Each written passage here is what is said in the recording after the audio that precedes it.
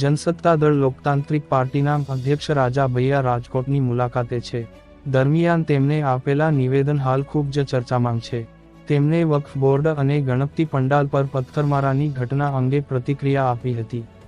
તેમણે કહ્યું કે કોઈ પણ દેશમાં વક્ફ બોર્ડ નથી, માત્ર ભારતમાં જ છે. વર્ષ 2013માં કોંગ્રેસે વક્ફ બોર્ડને અધિકાર આપ્યા હતા. વક્ફ બોર્ડનો આખરી નિર્ણય વક્ફની અદાલત જ કરે છે. ઉચ્ચ ન્યાયાલયનો અધિકાર ખતમ થઈ જાય છે. રાજા ભૈયાએ કહ્યું કે એક વર્ષમાં નોટિસનો જવાબ ન આપ્યો તો તે સંપત્તિ વક્ફની થઈ જાય. વક્ફ બોર્ડ અંગે સરકાર કાયદા લાવતી હોય ત્યારે પ્રોત્સાહન આપવાની જરૂર છે. રાષ્ટ્રહિત અને ધર્મહિત માટે કામ કરનારાને પ્રોત્સાહન આપવાની જરૂર છે. એક રિપોર્ટ, ગુજરાત ગીતા ન્યૂઝ, રાજકોટ. श्रीमान धाता सिंह जी, अभी आपको सारगर्भित ढंग से संबोधित कर रहे आदरणीय महाराज मैसूर श्री यदुवीर कृष्ण चामराज जी बड़े अच्छे विचार रखे. उन्होंने कहा कि पहले उत्तर का माना होता था, इसलिए हिंदी पे उतनी अच्छी पकड़ नहीं है. अब राजनीति में आ गया हूं, सांसद हो गया हूं, तो उत्तर की यात्राएं बढ़ गई हैं. तो मेरा प्रयास रहेगा कि हिंदी भी सीखूं. और महाराज को अग्रिम शुभकामनाएं हिंदी सीखने के लिए. और एक और बहुत महत्वपूर्ण बात आपने कही, जिसकी समीक्षा हम अभी अपनी बात में रखेंगे. उन्होंने कहा कि उत्तर की वजह से दक्षिण काफी हद तक सुरक्षित रहा, बचा रहा. किससे बचा रहा, ये अभी इसकी चर्चा आवश्यक है आप लोगों के बीच में. आदरणीय श्रद्धेय श्री प्रद्युमन सिंह जी जाडेजा, माननीय विधायक, आदरणीय श्री वीरेंद्र सिंह जी जाडेजा, आदरणीय विधायक, आदरणीय श्री मयूर ध्वज सिंह जी जाडेजा, आदरणीय श्री श्रद्धेय भूपेंद्र सिंह जी चूड़ासामा, पूर्व मंत्री जी, आदरणीय श्री नरेंद्र सिंह जी जाडेजा, मेयर, इस सभागार में उपस्थित हमारे सभी श्रद्धेय वरिष्ठ जन, सभी माताएं, आप सबको हमारा चरण स्पर्श और अपने सभी भाइयों का अभिवादन. और छोटे जो बच्चे बच्चियां यहाँ पे सभागार में हैं, उन सबको ढेर सारा स्नेह, ढेर सारा आशीर्वाद. बड़े विस्तार से महाराज राजकोट ने आपके सामने शिक्षा में जो योगदान है उसके विषय में रखा. और एक शिक्षित समाज ही देश का, समाज का, धर्म का भला कर सकता है. शिक्षा के महत्व को इस कक्ष में जितने लोग भी बैठे हैं, वो चाहे मंच के ऊपर हों या मंच के सामने हों, सभी लोग समझते हैं. लेकिन हम आपको ले चलना चाहेंगे आज के इस समय से कुछ काल पहले, जब लोकतंत्र नहीं था और पढ़ाई लिखाई की ये व्यवस्था भी नहीं थी. गुरुकुल हुआ करते थे. तो गुरुकुल में जब आप अवगत होंगे कि छात्र जब उत्तीर्ण हो जाता था, वो शिक्षा पूरी कर लेता था, जितना उनके गुरुदेव को ज्ञान था वो पूरा ज्ञान जब उनको दे देते थे और गुरुकुल से विदा का समय आता था तो वो गुरु दक्षिणा मांगा करते थे गुरुदेव. जिस छात्र की जैसी स्थिति थी वो छात्र गुरु दक्षिणा देता था. आज भी वो विश्वविद्यालयों में हम लोग देखते हैं कि दीक्षांत समारोह, दीक्षा का अंत हुआ, दीक्षांत समारोह होता है. लेकिन महत्वपूर्ण बात यह है कि दीक्षा का अंत होता है, शिक्षा का कभी अंत नहीं होता है. शिक्षा का कभी अंत नहीं होता है. यदि हमारी मां शारदा की कृपा से शिक्षा में रुचि है तो हम आजीवन एक छात्र बने रह सकते हैं, एक विद्यार्थी बने रह सकते हैं. इस दुनिया में सीखने के लिए इतना है. शास्त्री जी ने आकर के आशीर्वाद दिया और उनके आशीर्वचनों में से दो बड़े महत्वपूर्ण शब्द हमको सीखने को मिले। एक तो उन्होंने कहा कि सनातन धर्म रक्षक, और दूसरा कहा गौ ब्राह्मण प्रतिपालक। अब ये गुरुकुल की जो बात हम कर रहे हैं, गुरुकुल में छात्र जब गुरुदक्षिणा दे करके और जब विदा लेने लगता था तो गुरुदेव उनको एक संदेश देते थे। संस्कृत में बड़ा लंबा श्लोक है, वो कंठस्थ तो नहीं है हमको, लेकिन उसका भावार्थ जो हिंदी में है वो हम आपको बताना चाह रहे हैं। गुरु कहते थे कि तुम मेरे पुत्रवत हो और जितना भी ज्ञान मैं दे सकता था मैंने तुमको दिया। अगर इसमें कोई त्रुटि हो तो जो कमियां हैं वो मेरी हैं, जो गुण हैं उनको सिर्फ तुमको ग्रहण करना है। दूसरा उसका भाव ये था कि कोई भी ऐसा काम जो तुमको ये लगे कि कोई देख लेगा तो क्या सोचेगा, कोई देख लेगा तो क्या कहेगा, या हम जो कर रहे हैं वो कोई देख न जाए, कोई देख न पाए, हर वो काम गलत है। और तीसरा वो आशीर्वाद देते थे कि तुम्हारे अंदर मां के, दुर्गा मां के तीनों रूपों का समावेश हो, मां लक्ष्मी का, मां शारदा का और मां काली का। ये एक संतुलन है और ये संतुलन जहां और जब गड़बड़ाया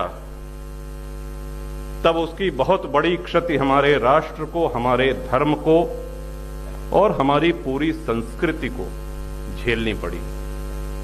और भारत तो ऐसे तमाम उदाहरणों से भरा पड़ा हुआ है। एक शब्द आजकल हम सभी लोग सुनते हैं, सेक्युलर, और प्रायः हिंदुओं पे ही ये आरोप लगाया जाता है कि साहब ये सेक्युलर नहीं है, सेक्युलर नहीं है, सेक्युलर होना चाहिए। ये सभी नौजवानों के, हमारे छोटे जितने भाई बहन हैं, ये आप सब लोगों के मुखर होने का समय है। आदिकाल से भारत ने कौन सी सभ्यता, कौन सा धर्म ऐसा है जिसको इस भारत भूमि में शरण न मिली हो। पारसी जब भगाए गए, पूरी दुनिया टहल डाले, उनको कोई आश्रयदाता नहीं था, उनको भारत में स्थान मिला, आपके गुजरात में ही। यहूदी पूरी दुनिया में मारे गए, उनको कहीं स्थान नहीं मिला, भारत में उन्होंने अपने आप को सुरक्षित समझा। तिब्बती बौद्ध, उनको भारत में शरण मिली, भारत में उन्होंने सुरक्षा प्राप्त करी। यहां तक कि मुसलमान भी आए, उन्होंने महाराज कश्मीर से स्थान मांगा, कश्मीर में उनको शरण मिली, यहीं से आरंभ हुआ। बाकी का इतिहास हम सब लोग वाकिफ हैं।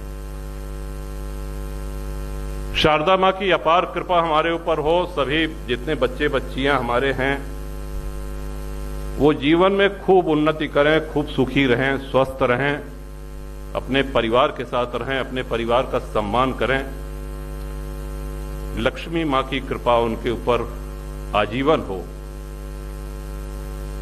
लेकिन इसके साथ साथ मां काली की भी कृपा होना आवश्यक है, क्योंकि हमको अपनी सभ्यता की रक्षा के लिए, अपनी संस्कृति की रक्षा के लिए, भारत में हर कोई नहीं जानता है कि सोमनाथ जी का मंदिर कितनी बार टूटा। ज्यादातर लोग जानते हैं कि एक बार गजनी का कोई महमूद आया, वो लूट के चला गया। देखिए, भारत का इतिहास शौर्य, पराक्रम, तेज का इतिहास है। लेकिन इसके साथ साथ हमको ये भी नहीं भूलना चाहिए कि हमारे इतिहास में कई ऐसी शर्मनाक घटनाएं भी हैं जो लज्जा से हमारा सिर नीचे कर देती हैं। 50,000, 60,000 की संख्या में आक्रांता आए, उन्होंने हमारे देवालय तोड़े, उन्होंने संस्कृतियां नष्ट की, उन्होंने हमारे मां बहनों के साथ दुराचार किया। जो अन्याय कभी किसी ने सुना नहीं था, वो भारत भूमि को और हिंदुओं को झेलना पड़ा, और सदियों से हम इसको झेलते आ रहे हैं। बहुत कम लोग जानते हैं कि सोमनाथ जी पे 17 बार अलग अलग दुर्दांत आक्रांताओं ने हमला किया और लूटा। और सोमनाथ कोई अकेला उदाहरण नहीं है जहां भी हमारी आस्था के केंद्र थे। काशी विश्वनाथ, श्री राम जन्मभूमि, श्री कृष्ण जन्मभूमि, मस्जिद बनाने के लिए जगह की कमी नहीं थी भारत में। अविभाजित भारत की आबादी तत्कालीन 40 करोड़ 45 करोड़ थी। बहुत सी जमीन खाली पड़ी थी। बात सिर्फ मस्जिद बनाने की होती तो कोई दिक्कत नहीं, लेकिन नहीं, मंदिर तोड़ के ही मस्जिद बनाएंगे, ये जो जिद है, और उस पे हमारा मौन रह जाना, उस पे प्रतिकार न करना, वो आज तक हम सभी लोग झेलते चले आ रहे हैं।